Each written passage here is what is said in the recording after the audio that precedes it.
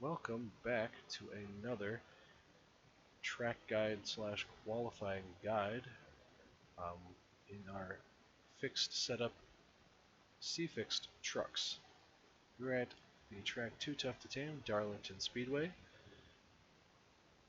I'm going to take you through and show you the fastest lap I ran out of the, looks like 70 laps, 91 laps of practice that I ran. Show you turn in, braking points, and just going to show you the line that we ran to get that lap time. Hopefully you can use these bits of information to give yourself a good qualifying, good starting position for the truck race. And if you can take anything that I'll show you here today and use that to do even better than I can, by all means, I'm just trying to put out something that can be helpful to the iRacing community.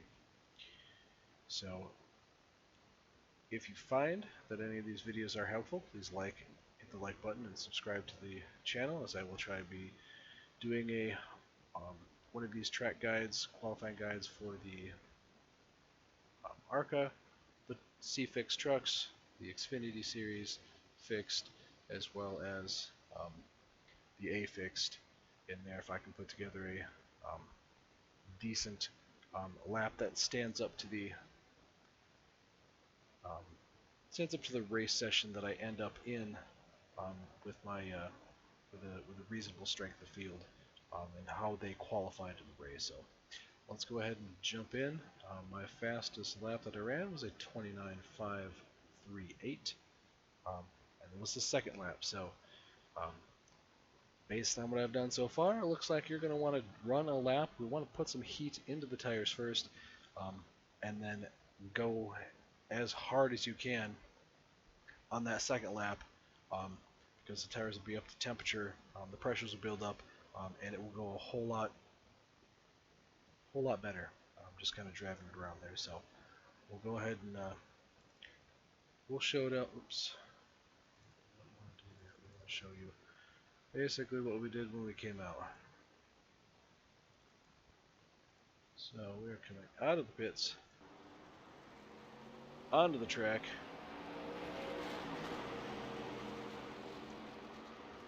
Not really holding ourselves back much.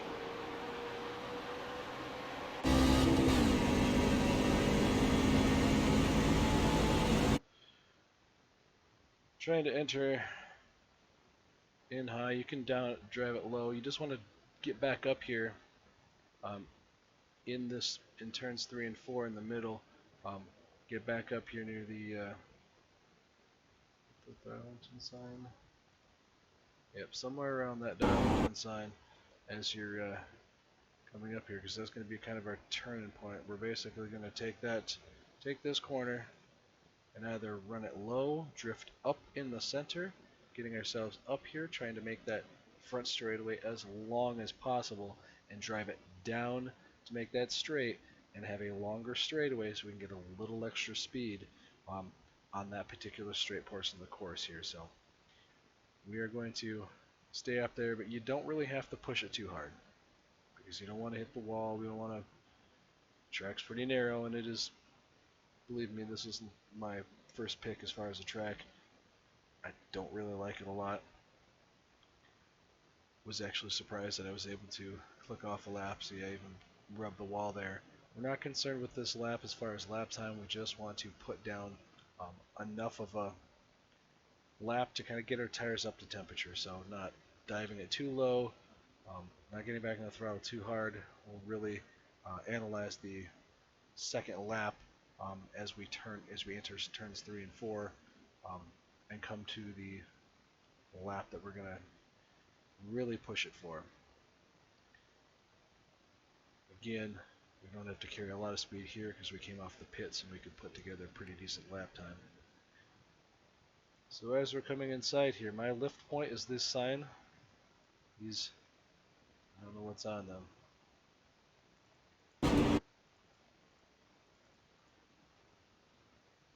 Just after the Goodyear sign. These get more at lift kits. We want to lift at this potential sign. Now, I did try driving it in there. You might be able to drive it in there a little bit lower and let it drift up.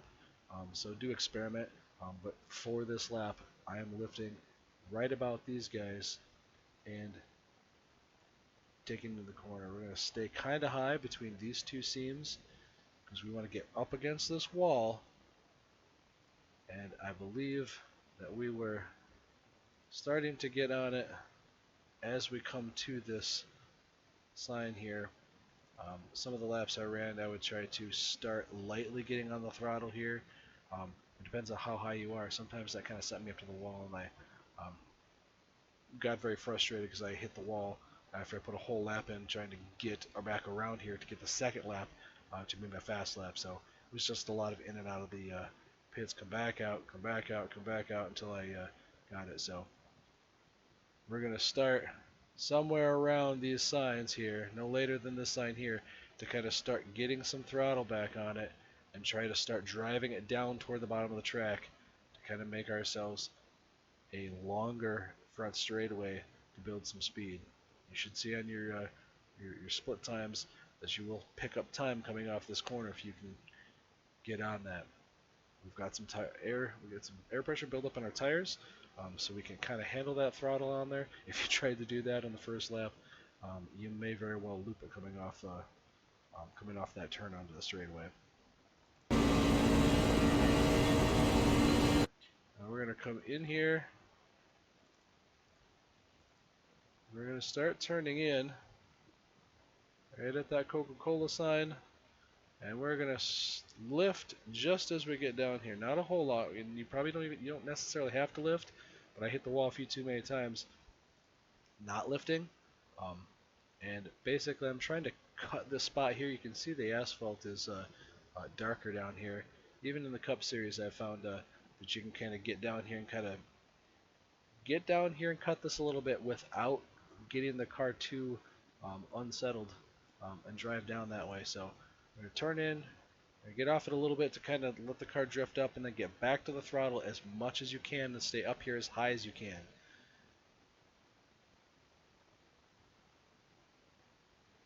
Now, as you start getting over this way, you're going to want to start driving it down. Otherwise, the momentum will throw you against this wall, and you will slap that wall coming off turn 2 there. So, let's go back and kind of watch the throttle, but we're on it. We're going to lift a little bit to kind of let the car try to turn back down, get back on it to come off the corner. Now I got a little squirrely back there, so there is a little bit of time left on the table, but I could not stop wrecking the car out of there, so I basically gave up at the lap that I had. So as we come inside here again, just as we did before, we're going to want to lift right about these signs. And we're going to want to get in here and then let the car roll up to, near the wall, as close to this sign as possible. See, I picked the throttle up a little bit sooner there, just a little bit. And then start driving it down to come off this turn. This helps you, prevent you from, if you start too low and accelerate too much, the centripetal motion is going to basically send you up this way here. So you're going to be basically practically slapping the wall as you come off turns 3 and 4, or as you come off turns 1 and 2. And again, both these turns, 1 and 2 and 3 and 4 are different, which is why this is not quite the same as we go in here. So as we pick the throttle back up, we're driving it back down toward the bottom with as much throttle as we can. Those tire temperatures up, it is a little bit easier to come off there, and then we're just going to come barreling down the straightaway. And that was my 29.538. Now let's take a look on the settings that I used. I should have done this earlier when we started this. The settings that we used inside here, I took the steering ratio up as high as it'll go to 16:1. You notice that we didn't really touch the brakes. I dropped this a little bit just in case I need to. Potentially in a longer run, when the car stops turning real well, you can potentially start using the brakes to help kind of turn that car in the corner. Maybe experiment with the brake. Didn't really use the brakes a whole lot, just trying to carry as much speed as I could into the corner and basically let the tires absorb and scrub off as much of that as possible, just because in the qualifying we're just doing a couple laps. I didn't mess with the steering offset because there wasn't anything really wrong with the wheels, but they're straight. Now, I did do a 10 lap stint and basically backed up my qualifying turn-in points and was able to put together fairly decent laps. We definitely were starting to see some fall off as we got to the end of this 10 lap segment based on those braking points. So especially turns 3 and 4, you're going to want to start backing up that entry after we get to the 10 lap mark, or a little bit after there as the car starts to push, or else you will definitely get one of those Darlington stripes on the right side of the car as you bump that wall, because as you're trying to stay up against that wall and drive it down to come off turns 3 and 4, you are going to start losing some grip, and that distance between you and the wall is going to get real close real fast. So definitely start backing that corner up. Same with the turns up here, the turns 1 and 2. You're definitely going to want to start doing some backing up of the corner as we get in here, because as the grip starts to get lost, you may start losing some rear end grip, and then you're going to slap this wall coming off of there, or you're still going to be giving it too much, and either the back end will get loose, or you'll drive it too hard, you'll accelerate too quickly, and the car will grip, and it will just turn to the, it'll just keep going to the right, and it won't turn that corner as well as you wanted it to, resulting in yourself going up against that wall and hitting it, and wall comes up real fast. So as far as what to expect during the race, on most of the Darlington races, you're going to see people slapping the wall coming off turns 3 and 4, and you're going to see people slapping the wall coming off turns 1 and 2. If they turn the wheel too hard and accelerate, they may shift the weight too much, and the car's rear end will become loose, and they will literally loop the car coming off the turn. So if somebody spins, man, they could go anywhere. There's a lot of wall, there's a lot of distance between the inside wall and the outside wall, but at the speed you've got 1 gallon left. off, okay, John, we're running on fumes, mate. Hit this lap, in this lap. As you continue to run those laps, you're going so fast, you will likely slap that wall, hit the inside, bounce back up. So it's going to look like a pinball machine going out through here if somebody wrecks. So you're definitely going to want to lift, try to anticipate which direction they're going and where they're going to be to try to avoid them.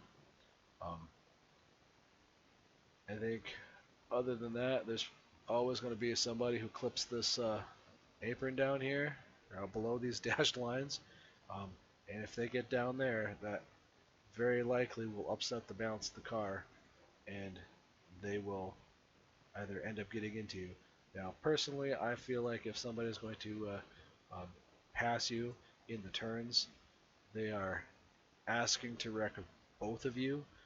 I do not like it inside those turns. I have a hard enough time staying between the inside dash lines and the wall just doing a lap by myself.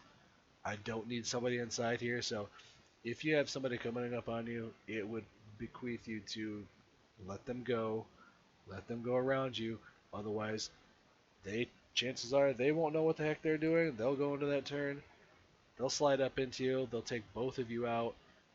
No sense on getting wrecked from somebody who's likely going to go up there and wreck the next person who didn't give them the room that you did to let them go by. So just be cognizant of passing in these turns because they are so narrow. Really, you should be trying to work yourself into position to get close enough to them so that you can potentially pass on the straightaways or get up alongside them going to the corner so that they will lift to let you go through the corner, because hopefully they're smart enough to know that you don't want to be above them as they enter the corner, because chances are they've been running the same line that we've been running in the race, and they've not yet attempted to start low, and they drove it in too hard, and their car is never going to stick along the inside line. They're going to slide up into you or slide up in front of you, slap the wall, and collect you in that same fell swoop. So just be very aware, um, both in your mirrors as well as just where these guys are going to be at, because getting too low on that apron, or just below those dash lines, it will happen. Somebody will do it, and you don't want to be in the way when that happens. Um, That's half a gallon of fuel left. yeah, Spider guy, just not doing anything. So within here, there were some people that ran a little bit better, but within the session, it was still pretty decent lap. Now, am I going to be able to replicate this come practice, come the actual race, and in 2 laps be able to crack off a 29.538? Probably not. I'm hoping I can get pretty close, but again, usually my attempt to qualify is going to be based on my car number. If my car number is low enough that there's no sense on trying to start myself mid-pack, uh, I feel like it's going to be very scary to be going in these turns too wide. So as the race starts, I think it would probably be a good idea if everybody kind of let people settle, let the person in the inside of you go in front of you so that you guys can all fall in line in single file, so that you can keep that going green. Otherwise, you're going to be pacing for the majority of your laps, because everybody wants to try to run too wide. In here, it's unnecessary. Unless you're trying to pass somebody. If you're legitimately trying to pass somebody, please know what you're doing before you attempt to take it too wide going into the turn. You can make that pass entering the turn, but it would be very good to just go back out and practice and try running some laps, pretending there's a car up on the high side and you're basically too wide down the straightaways, and that you're going to enter the turns too wide and race side by side with these guys, and race some laps on there. And same thing with letting the person pretend there's someone on the inside and give them the line and try to stay up along the wall. Um, Unless you're really, really good, I feel like you'll hit the wall enough times to say, nah, if he gets alongside me as we enter the turn, I'm just going to let him go. No sense on, nobody wants incident points, especially when they're not incident points that you caused. So, I believe in that 10 lap segment, I had a 95% tire wear. So it looks as though running a slightly backed up version of this qualifying run to the lap times that I ran here in this session. That was putting me at roughly 5% wear per 10 laps. So at the end of the 45 laps, we're probably looking at 75% tire wear. Given that, um, if you got time, it would be great to run yourself at least half of the race length. Um, if not the entire race length, just so that you have some idea what the car is going to feel like. Start figuring out how many laps in you got to start backing up the corners. Kind of keep that in the back of your mind, to try to frame up a situation where you can know what to expect and make those adjustments, because if you are making those adjustments and someone is not, um, they may make themselves visible by hitting the wall. Um, they may slap the wall, and you can gain a position off of that, as long as you're taking into account the actions of the people that are around you. Should help to keep you from getting any more incident points, and the higher you finish, the better chance you have of increasing some I rating for the race session. So, I think that's all I can think of at the moment.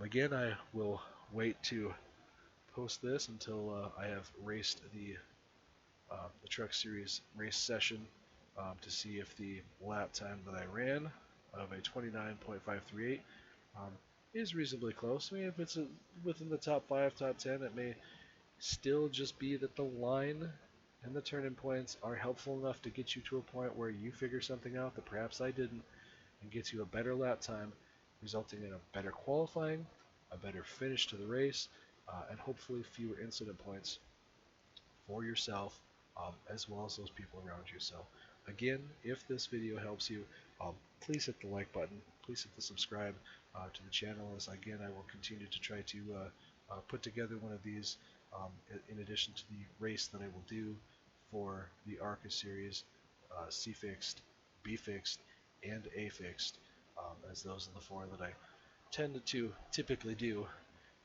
Since how we are in week 9, for the iRacing credits, I no longer need to complete any more of them, and really I only needed to do one D or C and one B or A. But these are the four that I like. Um, perhaps, perhaps next season, maybe I will drop one of them and add a different one to that, as I do enjoy the late model, super late model. Not a huge fan of those street stocks, but I will do those ones. And or maybe pick up a different one that I already have the tracks for. But again, as long as I can feel like that I'm contributing something that will be helpful.